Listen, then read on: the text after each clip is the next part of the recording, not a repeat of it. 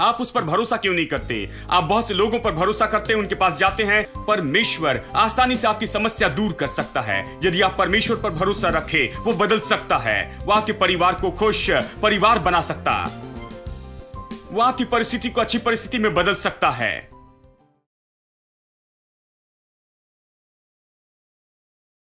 हम दूसरों पर दबाव डालने में बहुत ही अच्छे होते हैं।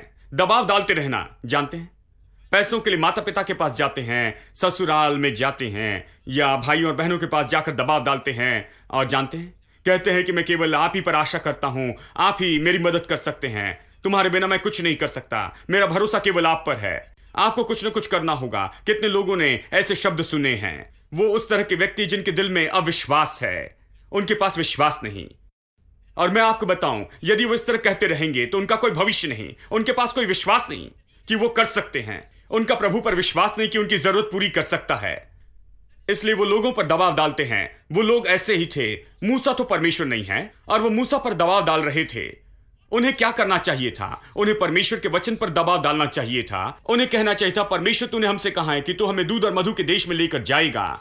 यहां पर हम समस्या का सामना कर रहे हैं, यहां पानी नहीं है, लेकिन तू परमेश्वर है, तू कभी झूठ नहीं बोलता है, तू ये कर सकता है। जब आप उस तरह करते हैं, आप परमेश्वर के वचन पर दबाव डालते हैं, मनुष्यों पर नहीं। पुरुष या स्त्रियां दबाव सहने के योग्य नहीं हैं। वो दबाव के लिए नहीं बने हैं, वो शांत रहने के लिए बने हैं। हेलो, जानते हैं कौन दबाव सहेगा, कौन दबाव सह सकता है? परमेश्वर का वचन।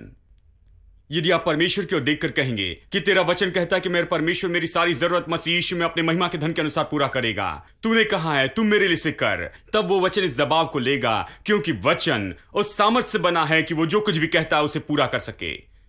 इसलिए वचन पूरा करेगा, वचन फेल नहीं होगा, वचन दबाव को लेगा। देखिए, लेकिन यदि आप लोगों पर इसे डालते हैं, कभी कभी प्रचारक भी इसे करते हैं, जानते हैं। हां, मैं सेवकाई में हूं, मैं इसे जानता हूं, जानते हैं। मेरे पास प्रचारक आकर कहते हैं, पास्टर आप ही पर मैं भरोसा रख सकता हूं, आप ही पर मैं पूरी तरह निर्भर हूं। और कुछ पास्टर को ये बहुत अच्छा लगता है। एक पास्टर ने मुझसे कहा कि मेरे ऊपर 200 लोग निर्भर हैं। मैंने कहा धन्यवाद प्रभु, मेरे ऊपर कोई निर्भर नहीं है। 200 लोग मेरे ऊपर निर्भर हैं, उन्हें गर्व है कि 200 लोग उन पर निर्भर हैं। वो कभी नहीं कहते कि परमेश्वर पर निर्भर क्यों नहीं होते हैं। उन्हें यह पसंद है, उन्हें यह निर्भर होना पसंद है, क्योंकि वो परमेश्वर के जैसे महसूस करते। और फिर उन्हें पता चलता है कि वो परमेश्वर नहीं है। जब वो लोगों की दशा देखने में नाकामयाब हो जाते हैं कि परमेश्वर उनकी सारी जरूरत पूरी कर सकता। मैं नहीं कहता कि मुझ पर आधारित रहो। मेरा उद्देश्य है कि मैं आपको परमेश्वर के वचन सिखाऊं, ना कि मेरे ऊपर आधारित रहना। मेरे घर के बाहर कोई लाइन नहीं है,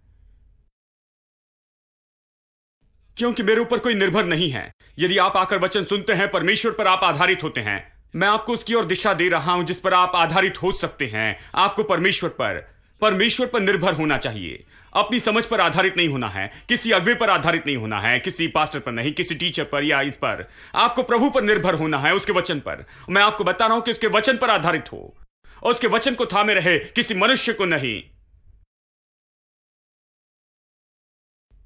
कुछ लोग ऐसे कहते हैं, मैं पूरी तरह से आप पर निर्भर हूं भाई, मेरी पूरी सेवकाई चल रही है केवल आप ही के कारण। अब विश्वासी लोगों को भी प्रचारकों को ऐसा कहना अच्छा लगता है। वो कहते हैं सैम चलोदराई हम पर निर्भर नहीं है, लेकिन प्रचारक को देखो, ये पूरी तरह हम पर निर्भर हैं। अच्छे प्रचारक हैं क्योंकि पूरी तरह उन पर आधारित हैं। उन्हें वो पसंद है।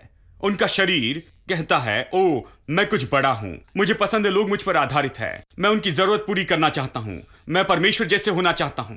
यही तो उनका शरीर कहता है। आपका ऐसा नहीं होना चाहिए। आपको लोगों को अपने ऊपर आधारित होना नहीं कहना चाहिए। आपको उन्हें परमेश्वर पर आधारित होने के लिए प्रोत्साहित करना। मैं प्रचारकों से कहता हूं जो वो कहते हैं मैं पूरी तरह आप पर निर्भर हूं, मैं कहता हूं प्रभु का क्या हुआ? क्या परमेश्वर ने कहा कि आप मुझ पर आधारित हो? क्या बाइबल ये कहती है कि सैम चलोदराई आपकी सारी जरूरत पूरी करेगा?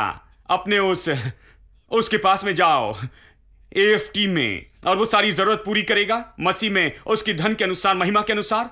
नहीं, वो ऐसे नहीं कहता। ये कहता है परमेश्वर आपकी सारी जरूरत पूरी करता है मसीह यीशु में, अपने महिमा में, धन के अनुसार। आमीन। तो आपको खुश नहीं होना चाहिए कि जब लोग कहते हैं मैं पूरी तरह आप पर आधारित हूं, तुरंत कहे मेरे ऊपर आधारित मत रहिए। एक भाई ने मेरे पास आकर उन्होंने कहा मैं आप पर पूरी तरह आधारित हूं भाई, क्योंकि मेरे पास वापस जाने के लिए पैसे भी नहीं हैं जहां से मैं आया हूं वहां। मैंने कहा यदि मैं यहां पर नहीं होता तो क्या? फिर उन्होंने कहा भाई मैंने प्रार्थना की कि आप यहां पर मुझे जरूर मिल जाएं। उसके लिए वो उपवास प्रार्थना करते हैं कि मैं यहां पर मिल जाऊं लेकिन वो प्रार्थना नहीं कर सकते थे कि प्रभु उनकी जरूरत पूरी करे। जानते हैं, मैंने कहा अगली बार जब आप प्रार्थना करो तो परमेश्वर से कहना कि मैं शहर से बाहर रहूं, क्योंकि परमेश्वर ही आपको वो देगा। परमेश्वर आपको मारा के पास में लाता है ताकि आपको सिखा सके कि वो दे सकता है। परमेश्वर आपको उस जगह पर लाता है जहां कड़वा पानी है, तभी तो आप सीखेंगे। देखिए, तभी आप सीखेंगे। इसलिए वो उन्हें लाया।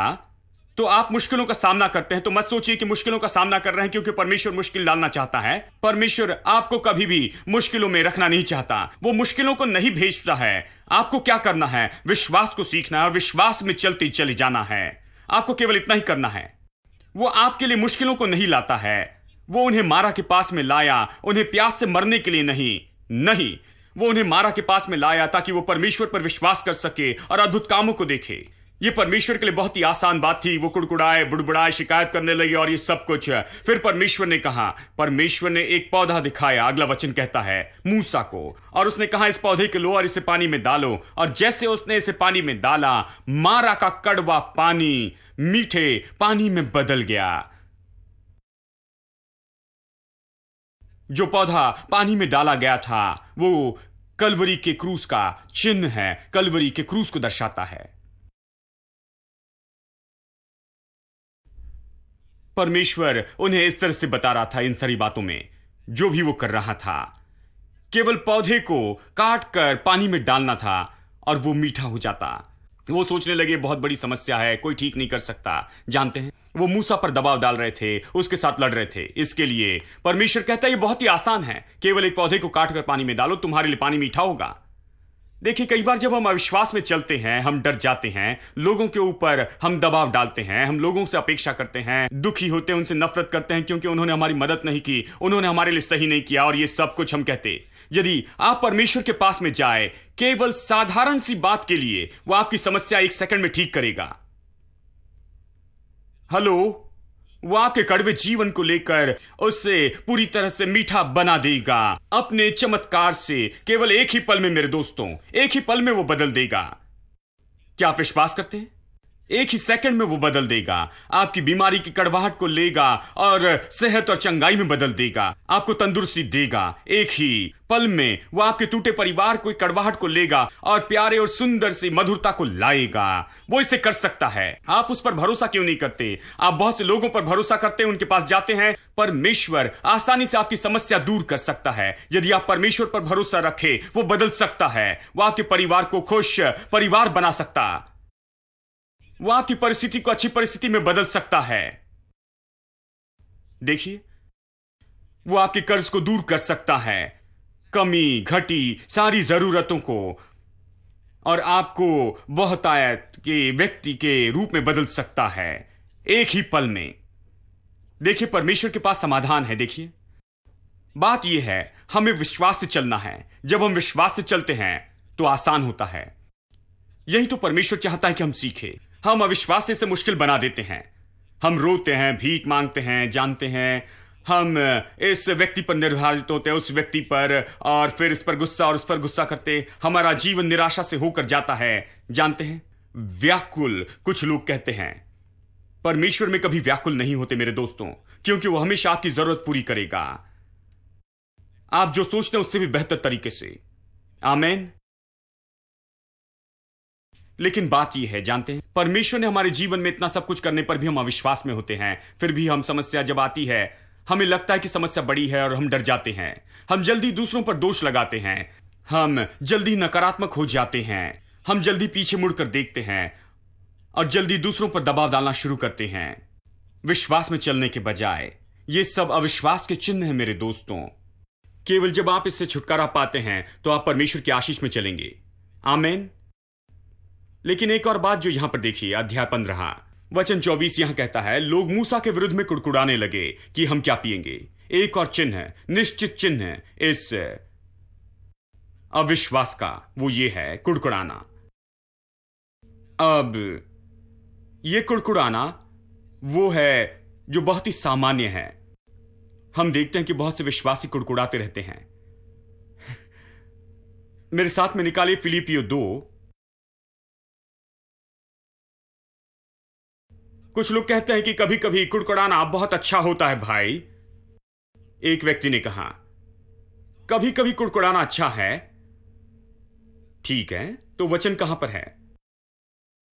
मैं आपको एक और वचन बताता हूं, फिलिपियो 2 और चलिए वचन 14 पढ़ते हैं। और यदि आप कोई और अनुवाद पढ़ रहे हैं तो हो सकता है कि वचन आगे पीछे हो। ठीक है, हिंदी बाइबल में यह वचन 14 है।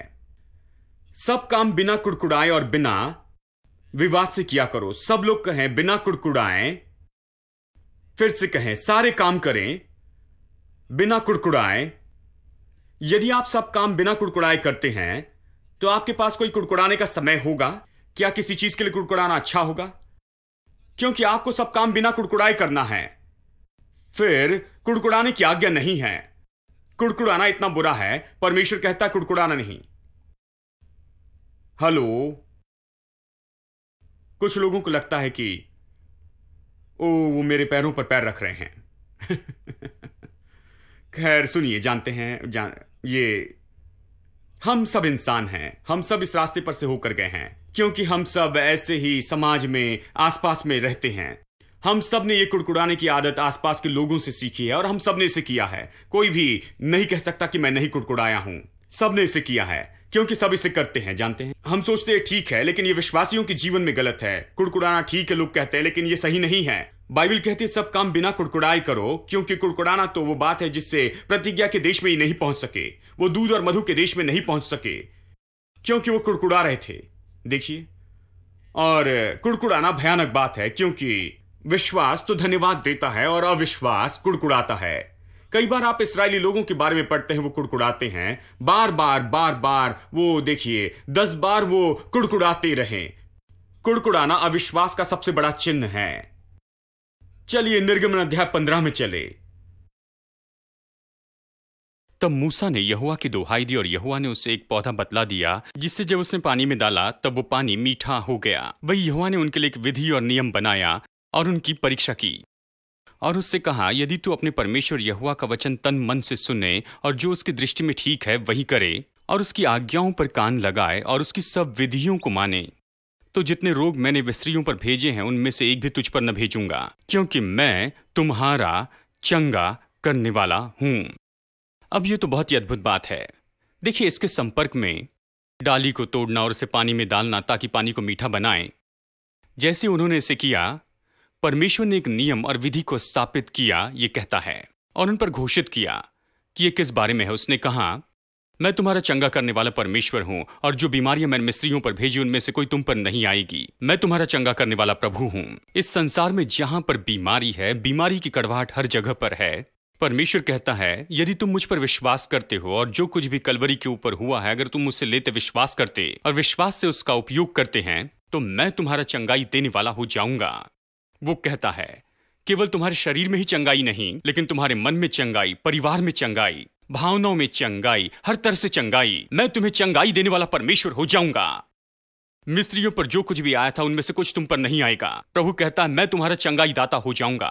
परमेश्वर ने यही नियम स्थापित किया। दूसरे शब्दों में कहता है, मैं तुम्हारे जीवन की सारी कड़वाहट को निकाल कर उससे मीठे में बदल दूंगा, यदि तुम मुझ पर और कलवरी के क्रूस पर विश्वास करते हो तो। हाँ, और फिर खैर आगे पढ़ते हैं। तब वे एलीम को आए, जहां पानी के 12 सोते और 70 खजूर के पेड़ थे, और वहां उन्होंने जल के पास डेरे खड़े किए। अब ये देखना बहुत ही दिलचस्प बात है। अब प्रभु उनकी अगुवाई करता है ऐसी जगह पर जहां पर बहुत पानी है, 12 कुएं हैं और 60 और 10 यानी 70 खजूर के पेड़ थे। बहुत ही अच्छी जगह, ओएसिस की जैसी जगह। वो एलीम में उनकी अगुवाई करता है। अब सारा जीवन तो एलीम के जैसे नहीं दिखता है। काश सब कुछ एलीम जैसे होता। हम हमेशा एलीम में रहते। इनमें से कुछ लोगों ने वहीं रहने का निर्णय भी लिया होगा। लेकिन अगले अध्याय में आप यहां पर देखेंगे परमेश्वर उन्हें चलने के लिए कहता है। उन्हें एलिम को छोड़कर बढ़ना था। वो विश्वास के कैंप में थे, विश्वास सीख रहे थे, यानी उन्हें मारा से निकलना था और आना था एलिम में। देखिए, जीवन हमेशा एलिम जैसे नहीं होगा और ना ही हमेशा मारा जैसे होगा। देखिए, परमेश्वर आपको मारा में से लेकर जाता है, इसलिए नहीं कि बस आपको परेशानी में रखे, आपको मुश्किलों में डाले और इस सारी बातों में। वो उनमें से लेकर जाता है ताकि आप विश्वास को सीख सके, ताकि आप परमेश्वर की ओर से महान बातों की अपेक्षा करें और आप अपने जीवन में आगे बढ़ते चले जाएं। महान चीजों के लिए आप विश्वास करते जाएं, प्रभु से महान चीजों की अपेक्षा करें। ठीक है? और फिर उसके बाद में आराम की जगह है, वहां पर विश्राम की जगह है, जहां पर सब कुछ ठीक होता है। मैंने जीवन में देखा है कि कई बार ऐसे होता है, चुनौती से भरा जीवन होता है। आपको लगता है एक के बाद एक समस्या आती जा रही है। मैंने अभी इस समस्या का सामना किया, उस पर जयवंत हुआ, और फिर दूसरी समस्या आई। यह ऐसे दिखता है। लेकिन जानते हैं, मैंने ये पाया है कि परमेश्वर हमें उस जगह पर लेकर आता है क्योंकि वो चाहता है कि हम सच में विश्वास से भर जाएं। वो चाहता है कि हम आगे बढ़े। वो चाहता है कि विश्वास से भर जाए, विश्वास सीखे और परमेश्वर की ओर से महान बातों को सीखते जाएं। तो वो हमें मौके देता है ताकि वो हमारे जीवन में चमत्कार कर सके और दिखाए कि वो सच में वो कौन है, ताकि हम उस पर और विश्वास कर सके। अगर आप जीवन में प्रभु का चमत्कार चाहते हैं तो पहले समस्या होनी चाहिए।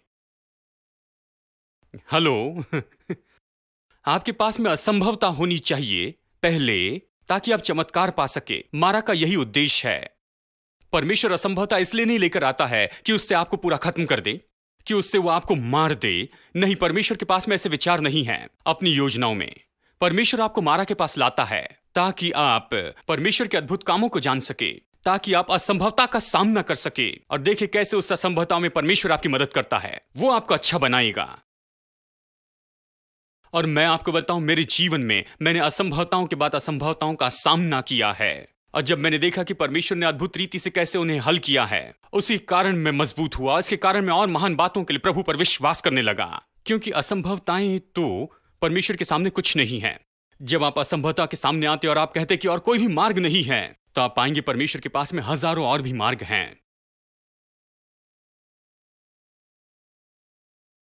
अब आगे देखिए, यहां पर देखिए अध्याय 16 वचन 1। फिर एलीम से कूच करके इस्राएलियों की सारी मंडली मिस्र देश से निकलने के बाद दूसरे महीने के 15वें दिन को सीन नामक जंगल में, जो एलीम और सीनै पर्वत के बीच में है, आ पहुंची। यहां पर इस्राएली लोग पहुंचते हैं। जंगल में इस्राएलियों की सारी मंडली मूसा और हारून के विरुद्ध में बकबक करने लग गई। अब यहां पर देखिए फिर से शुरू हो गए। वो कुड़कुड़ा रहे थे और परमेश्वर ने उनके लिए अद्भुत काम किया। यही तो अविश्वास का स्वभाव है। ये तो अविश्वास का बुरा दिल है। उन्होंने इस अद्भुत चमत्कार का अनुभव किया था कि कड़वा पानी मीठा हो गया, और अब बस यहां पर कुछ ही दिनों के बाद वो फिर कुड़कुड़ाने लगे। किस लिए कुड़कुड़ाने लगे? देखिए यहां वचन 3, जब हम मिस्र देश में मांस की हांडियों के पास बैठकर मनमाना भोजन करते थे, तब यदि हम यहोवा के हाथ से मार डाले भी जाते तो उत्तम वही था। पर तू हमको इस जंगल में इसलिए निकाल ले आए हो कि सारे समाज को भूख के मार डालो। अब यहां समस्या भूख की थी पहले शत्रु पीछे थे, तब परमेश्वर ने उनकी मदद की। उसके बाद में प्यास लगी और अब भूख थी। परमेश्वर जानबूझ के उन्हें ला रहा था ठीक है, भूख का सामना करो। देखिए, जब उन्होंने भूख का सामना किया तब उन्हें क्या करना था? क्या ये परमेश्वर के लिए बहुत मुश्किल है कि उनके लिए भोजन दे? उन्होंने कहा क्या परमेश्वर हमारे लिए जंगल में मेज को यहां पर तैयार कर सकता है? उन्होंने ऐसे ही कहा। वो उसके बारे में बहुत क्रोधित थे। क्या परमेश्वर के लिए संभव है कि हमारे लिए मेज तैयार करे? परमेश्वर ने कहा, कौन सी मेज? मैं इसका ढेर उंडेल दूंगा जब तक तुम्हारे गले तक न भर जाओ, जब तक कि तुम इसे और न खा सको। हां, क्या परमेश्वर ऐसे कर सकता है? देखिए, अविश्वास में इस तरह की बातें होती हैं। जानते हैं प्रभु ये करेगा? क्या लगता है प्रभु ये करेगा? जानते हैं लोगों कैसे कहते, सुना है, मैंने सुना है। तुम्हें लगता है प्रभु इसे करेगा? हां, प्रभु इसे करेगा। भाई, मैं आपसे कहता हूं परमेश्वर इसे करेगा। वो कर सकता है। ओ, तुम्हें लगता है प्रभु इसे कर सकता है? पता है अर्थव्यवस्था कितनी बुरी है? खैर, जंगल में तो कोई अर्थव्यवस्था ही नहीं थी। वहां पर कोई अर्थव्यवस्था अस्तित्व में नहीं थी। कोई स्टॉक मार्केट नहीं थे। हेलो, कोई बैंक नहीं थी, कोई स्टोर्स नहीं थे, कोई लेन देन नहीं हो रही थी, कोई खरीद और बेच नहीं रहा था। कोई अर्थव्यवस्था ही अस्तित्व में नहीं थी। जंगल में अगर पैसा हो तो भी नहीं खरीद सकते थे, दुकान में जाकर खरीद नहीं सकते थे, कोई अर्थव्यवस्था ही नहीं थी। तो प्रभु ने निर्णय लिया, बिना किसी अर्थव्यवस्था के मैं तुम्हें भोजन दूंगा, मैं स्वर्ग को खोल दूंगा और स्वर्ग से मैं तुम्हारे लिए मन्ना बरसाऊंगा। और मैं आपसे कहता हूं कि परमेश्वर वो तो कभी नहीं बदला है, वो तो वैसे ही है, कल, आज और युगान युग, वो आपके लिए भी इसे करेगा। क्या आपको भोजन मिलेगा? यह आपकी अर्थव्यवस्था पर आधारित नहीं है, या आपके आसपास में जो कुछ भी हो रहा है यह कहता मेरा प्रभु प्रयोजन करेगा। यह नहीं कहता अर्थव्यवस्था प्रयोजन करेगी। मेरा परमेश्वर प्रयोजन करेगा, मेरी हर एक जरूरत पूरी करेगा अपने महिमा के धन के अनुसार मसीह यीशु में। अच्छी अर्थव्यवस्था के लिए धन्यवाद, लेकिन बात तो इस पर आधारित रहना नहीं है, हम प्रभु पर आधारित हैं। कितने लोग इसके बारे में स्पष्ट हैं? प्रभु हमारी सारी जरूरत पूरी कर सकता है। कौन सी अर्थव्यवस्था काम कर रही थी जब एलिया पेड़ के नीचे था? और प्रभु ने कौवे का उपयोग किया। क्या कौवे को खाना लाते हुए कभी देखा है? मैं भारत में पला बड़ा हूं और मैंने देखा है कि कौवे जो है आपके टेबल पर से खाना लेकर उड़ जाती हैं। मैंने यह भी देखा है जहां कौवे ने आकर हाथ में जो खाना था उसे छीन कर वो उड़ गया है। अगर कोई वड़ा वगैरह पकड़ के है तो लेके जाता, बस पल भर में आपके हाथों से छीन लेते हैं क्योंकि वो इतने भूखे हैं और चले जाते हैं। भारतीय कौवे जानते हैं भारतीय कौवे तो बहुत ही भयानक होते हैं। वो तो बस ऐसे ही आपके हाथ से उसे छीन लेते हैं और उड़ जाते हैं। और मैं आपको बताऊं, एलिया का कौवा तो निश्चय भारतीय कौवा होगा, क्योंकि उसके अंदर में छीनने वाला भी स्वभाव होना चाहिए। उसे खाना कहां मिलेगा? पूरे देश में तो उस समय अकाल पड़ा हुआ था, किसी के पास भोजन नहीं था, उसे कहीं से न कहीं से छीन कर लाना था। मैं जानता हूं उससे कहां से छीना होगा। राजा के घर में भोजन था, यानी ये कौवा राजा के किचन की खिड़की से अंदर गया होगा और वहीं पर वो रुके रहा जब तक कि रसोईया कहीं बाहर न गया। और वो वहां पर जाता है और काफी मांस को पकड़ लेता है और काफी रोटी को लाता है एलिया के लिए। उसमें छीनने वाला स्वभाव था, लेकिन परमेश्वर इस छीनने वाले, भागने वाले, उठाने वाले कौवे को बदलकर देने वाला कौवा बना सकता है और उसने बस उस चीज को वहां से उठाया और उसे यहां पर लाया और एलिया के लिए उसने भोजन प्रबंध किया। हेलो, क्या आप यहां हैं? मैंने बहुत से भारतीय कौवों को आते देखा है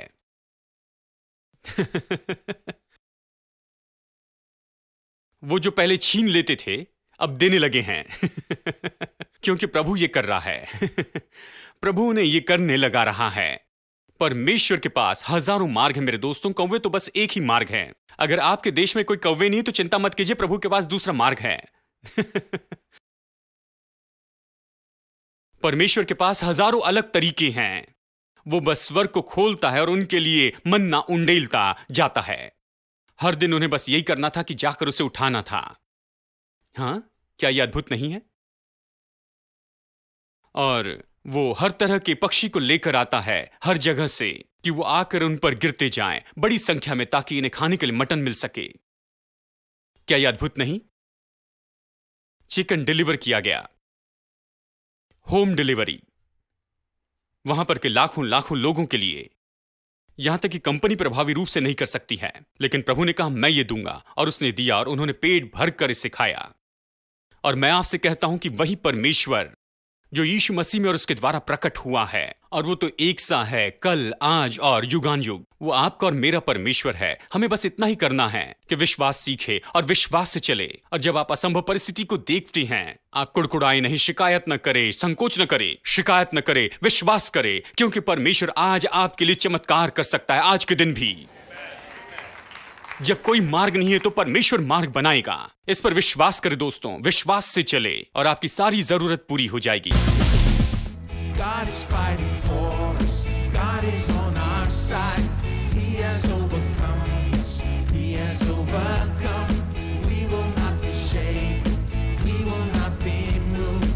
Jesus, you are here, carrying our burdens, covering our shame. He has overcome us. He has overcome. We will not be shaken. We will not be moved.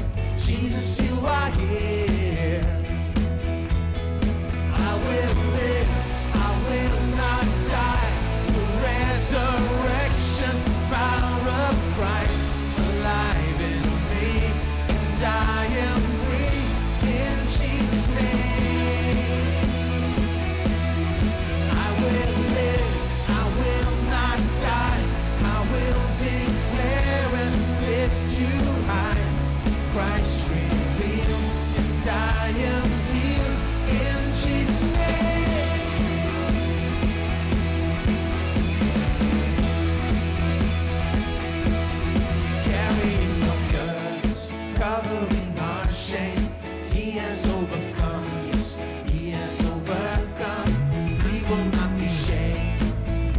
not be moved.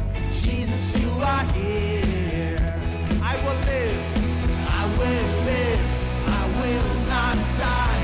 The resurrection power of Christ alive in me, and I am free in Jesus' name. I will live, I will not die. I will declare and live too high. Christ revealed, and I am healed in Jesus' name.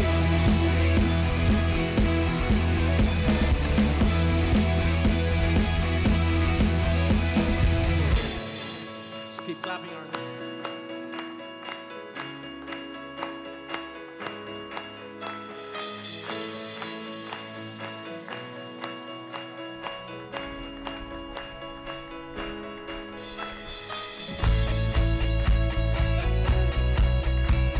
In Jesus' name, we have the victory.